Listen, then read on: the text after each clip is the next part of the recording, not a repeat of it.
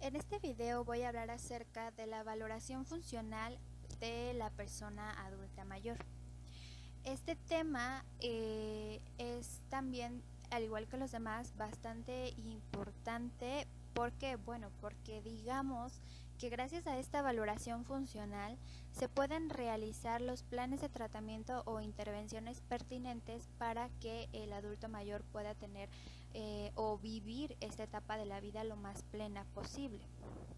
Entonces, aquí esta valoración no solamente se enfoca en la parte física, sino incluso en la parte cognitiva, en la parte emocional y también en la parte social. Entonces es como algo bastante integrativo que, como ya lo decía, permite realizar intervenciones, pero también puede servir como prevención al conocer cuál es el estado en el que se encuentra la persona adulta mayor, qué es a lo mejor algo que puede presentar a futuro, pero que en este momento al detectarse a tiempo puede ser de alguna manera a lo mejor reversible o se puede retrasar su evolución. Entonces por eso es importante conocer en qué consiste esta valoración funcional, algunas herramientas, escalas o pruebas que se utilizan para realizarla. Y sobre todo algo importante es que algunas de ellas pueden ser realizadas por el cuidador con una preparación previa y siempre asesoradas del especialista en el tema.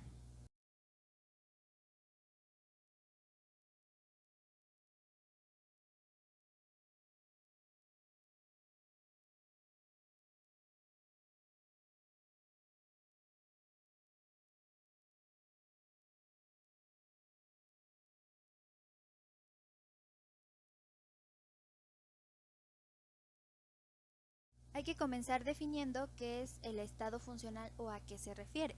Bueno, este estado funcional va a ser la capacidad que tiene el individuo de funcionar en múltiples áreas, tales como la esfera física, la esfera mental y la esfera social.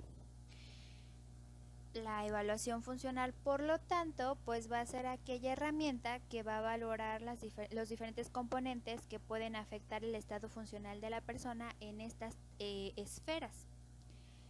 Y también permite asistir a la salud de manera integral, intentando mantenerlo de alguna manera en el nivel más alto de su funcionalidad, formulando recomendaciones y diseñando estrategias para su cuidado, ¿no? Como ya lo decía, no solamente sirve para realizar intervenciones cuando a lo mejor ya se encuentra esta afectación, sino incluso como manera preventiva para retrasar la evolución de la afectación y mantenerlo siempre lo más funcional posible.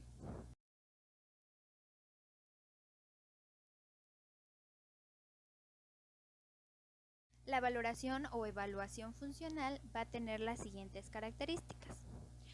Reconoce la declinación funcional como la expresión de una enfermedad subyacente, es decir, hay algunos cambios, como ya lo veíamos en videos anteriores, que van a ser de alguna manera esperados en la vejez, ¿no? Y hay otros que son parte del envejecimiento como proceso. Y muchas veces esto se suele confundir o malinterpretar en que, por ejemplo, si ya está teniendo olvidos, es porque pues ya tiene demencia, ¿no? O ya a lo mejor está padeciendo Alzheimer. Y no es así. Puede que tener olvidos sea parte de este envejecimiento porque los órganos se van deteriorando. Pero el que tenga olvidos no significa que vaya a ser ya demencia o Alzheimer. Hay que reconocer qué tanto esos olvidos están afectando la vida de la persona, qué tanto están afectando su desempeño en las diferentes esferas de su vida. Cuando ese desempeño ya está siendo muy afectado o ya está afectado, entonces sí se requiere la revisión de por qué están pasando y puede que entonces sí sea parte de una enfermedad. Entonces, no todo lo que el adulto mayor esté viviendo es parte de la vejez, de esta etapa de la vida, ni tampoco a lo mejor todos estos cambios son parte de una enfermedad. Hay que siempre tener muy en cuenta este punto que mencioné de la afectación de las esferas para saber realmente qué está pasando, ¿no? También va a permitir evaluar y objetivar el grado de independencia de la persona, es decir, no solamente basta a lo mejor con la observación que los familiares o los cuidadores tengan de la forma en la que se desempeña la persona a lo largo de su vida, sino que ya va a involucrar una revisión de un especialista o una evaluación mucho más completa. También incrementa la efectividad del examen clínico, es decir, pues van al médico, lo revisan, no, pues tienes esto, pero con estas herramientas que se utilizan para la valoración funcional, se puede hacer un examen a lo mejor más integrado, que dé mucho más datos y sobre todo pues que permita que la intervención que se vaya a llevar a cabo resulte mucho más beneficiosa. También va a ayudar a diagnosticar el deterioro y facilita el seguimiento y la evaluación de los tratamientos implementados, es decir, puede detectar ese deterioro que a lo mejor se está viviendo de manera temprana y se puede retrasar su evolución, o si ese deterioro ya está presente, bueno, pues se realiza un seguimiento de qué tan bien están implementados esos tratamientos y qué tan buenos están siendo para esa persona. De no ser así, bueno, pues se diseñarán otros que resulten mucho más adecuados para la persona. Y finalmente, pues crea un lenguaje común entre quienes se dedican a la atención de adultos mayores, ¿no? Ya pues es un trabajo multidisciplinario que no solamente va a involucrar a lo mejor al médico familiar, sino incluso puede involucrar a un psicólogo, a un geriatra, a diferentes especialistas en el tema o en la población. Y bueno, es útil esta evaluación, esta valoración, siempre y cuando, pues en función de los datos obtenidos, se organice un plan de cuidados, tratamiento o rehabilitación, porque de nada sirve tener todos estos datos si no se hace nada al respecto. Prácticamente es tiempo perdido, tanto para el especialista como incluso para el adulto mayor y su cuidador.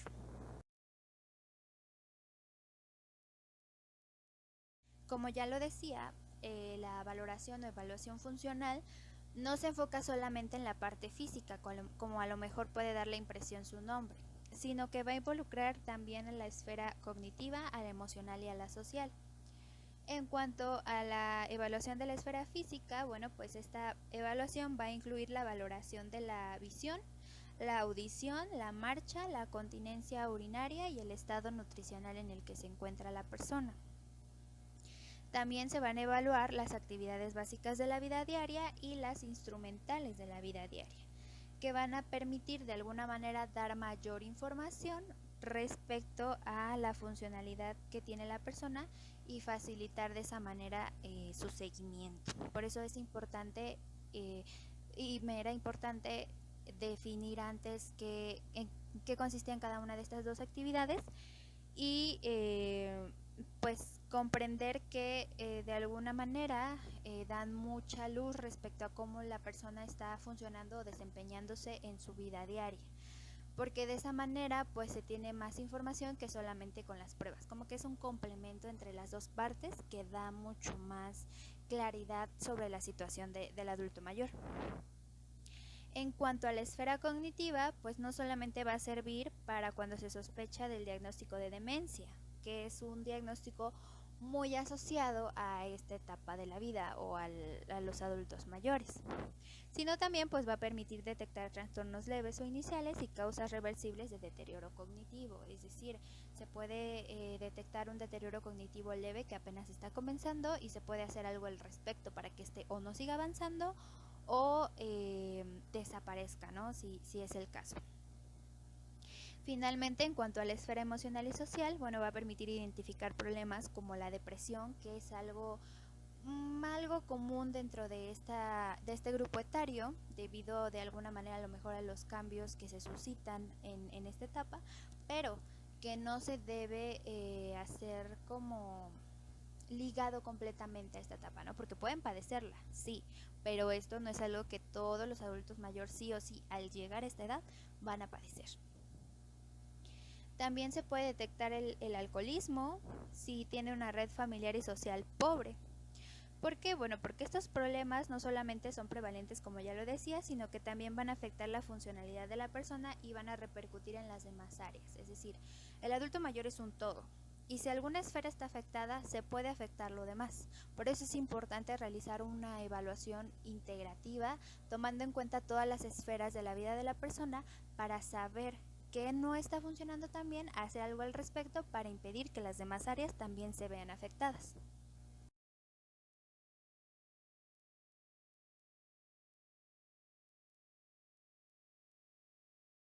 En cuanto a las pruebas que se utilizan, van a tener ciertas ventajas y desventajas, y conocerlas va a permitir tener un panorama de que estas pruebas no van a dar tal cual el diagnóstico que la persona tiene, ¿no? Sino simplemente son herramientas que dan ciertos datos que son importantes tomar en cuenta, pero que se deben complementar con otra información.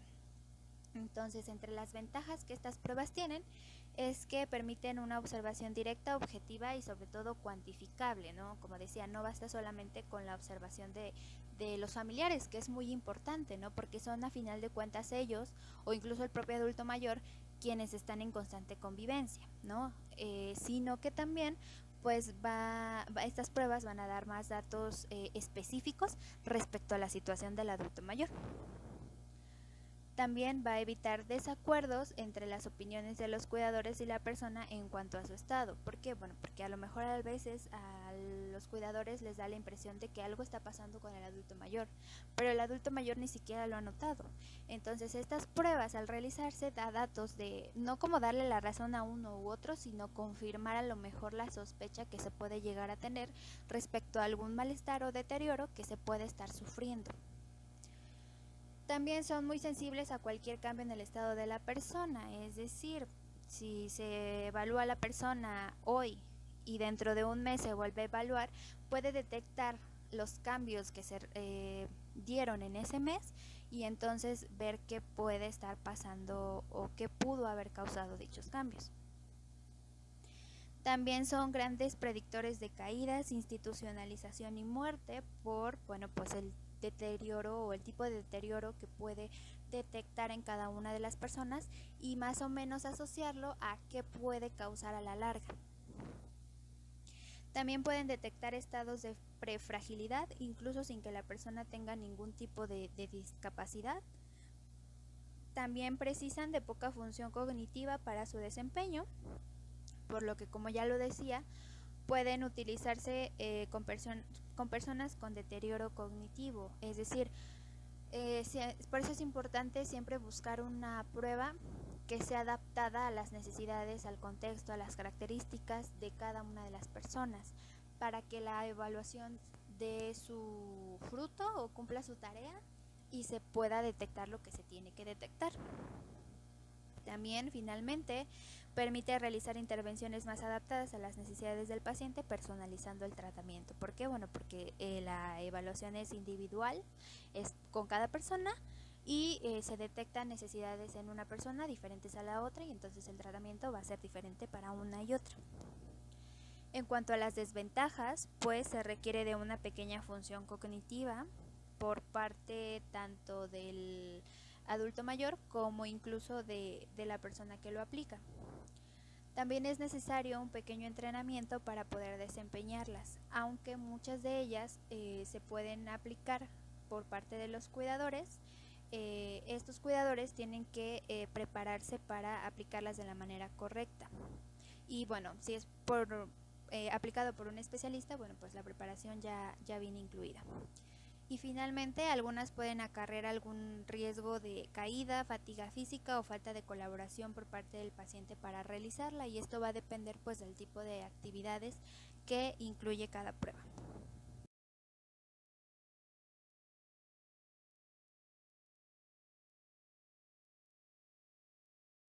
Finalmente, algunos ejemplos de pruebas o escalas que son utilizadas.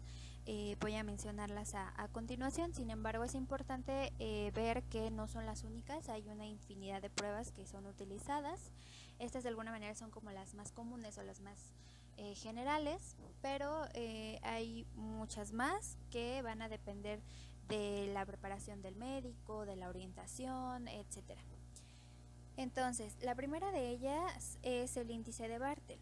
Esta escala va a permitir valorar a través de un índice o calificación la capacidad que tiene la persona para la realización de 10 actividades básicas de la vida diaria, obteniéndose de esta manera una estimación cuantitativa de su grado de independencia. El rango de posibles valores del índice de Bartel está entre 0 y 100, con intervalos de 5 puntos. Cuanto más cerca de 0 está la puntuación, más dependencia tiene la persona, y cuanto más cerca de 100, más independencia tiene. como decía, es solamente una estimación, no significa de que ya tuvo 100 y es totalmente independiente, no, sino es nada más una estimación de más o menos cuál es la situación de la persona en las actividades de la vida diaria y se debe de complementar con otro tipo de información. También la escala de Lawton y Brody es la escala más utilizada para evaluar la autonomía física y las actividades instrumentales de la vida diaria. La escala valora 7 ítems y la puntuación final es la suma del valor de todas las respuestas que el adulto mayor da.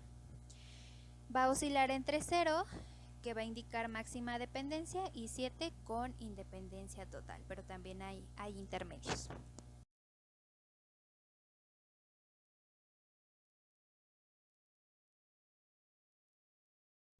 Otra es la escala de Tinetti, que se utiliza para determinar precozmente el riesgo que tiene una persona de caída durante el año siguiente a su aplicación. Es decir, con base en esta prueba se puede pronosticar de alguna manera si la persona puede sufrir algún tipo de caída en el próximo año o durante ese año. También, bueno, este se realiza utilizando una silla sin brazos o coderas, apoyada sobre la pared y colocándose la persona de pie junto a ella. Con esto se evalúa la capacidad de equilibrio al sentarse en la silla, si lo hace con normalidad y sin necesidad de ayuda, o si se deja caer situándose fuera del centro de la silla. También se evalúa si es capaz de mantener la posición, si se mantiene erguido sin problemas, o se separa del respaldo o se inclina levemente hacia un lado. Esta prueba a lo mejor es un poco más simple porque no requiere tanto procedimiento, pero puede resultar un poco más peligrosa por las actividades que se proponen. La prueba de Jagger es aquella que se utiliza para evaluar la agudeza visual y se realiza pidiéndole a la persona que con sus lentes colocados y a más o menos 35 centímetros de la cartilla diseñada para tal fin, lea las letras de diferentes tamaños y se lleva a cabo primero con el ojo derecho y luego con el ojo izquierdo, tapando el que no se utiliza en ese momento. Es normal el resultado si la persona puede leer correctamente las letras y cifras que se encuentran por encima del renglón equivalente a 2040. Esta hojita es la que comúnmente se utiliza por los oftalmólogos para realizar el examen de la vista para cualquier persona.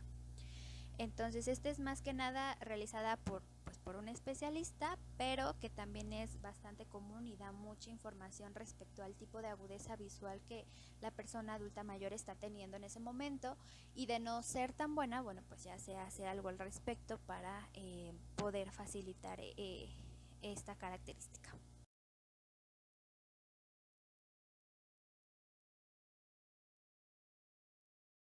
Otras pruebas más es la de levántate y anda. Esta va a evaluar la marcha y para ello se le va a pedir a la persona que se levante de la silla, camine hacia adelante y dé la vuelta. Luego camine nuevamente hacia la silla y se siente.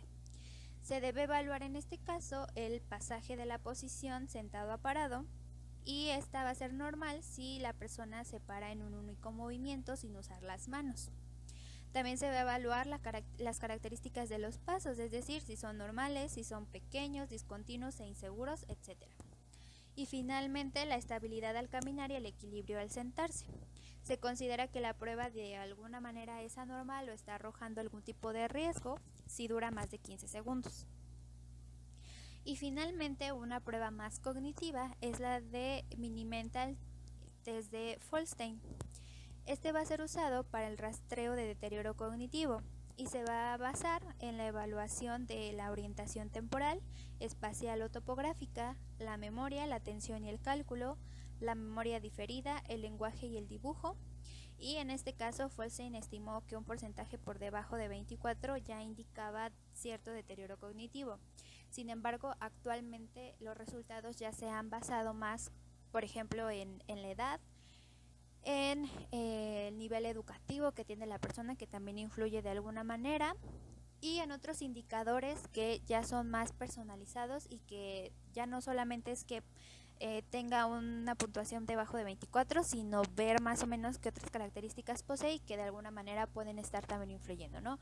Entonces, por eso en conclusión es importante tomar en cuenta la utilización de estas pruebas, pero no quedarse solamente con esos resultados, sino por eso también es importante a lo mejor realizar una entrevista previa para conocer el contexto, la situación actual de la persona, tanto por parte del adulto mayor como incluso de los cuidadores, hacer una comparativa y entonces dar pie a la aplicación de estas pruebas para que toda la información que se dé en cada una de estas se complemente y se pueda dar de alguna manera un diagnóstico más certero y las intervenciones puestas en práctica, ya sea de cuidado o prevención o ya como de rehabilitación como tal, sean lo más acertadas y sobre todo pues que vayan enfocadas a las necesidades que cada uno de los adultos mayores que acuden pues a revisión sean lo más individualizados posibles y en pro del beneficio de cada uno de ellos.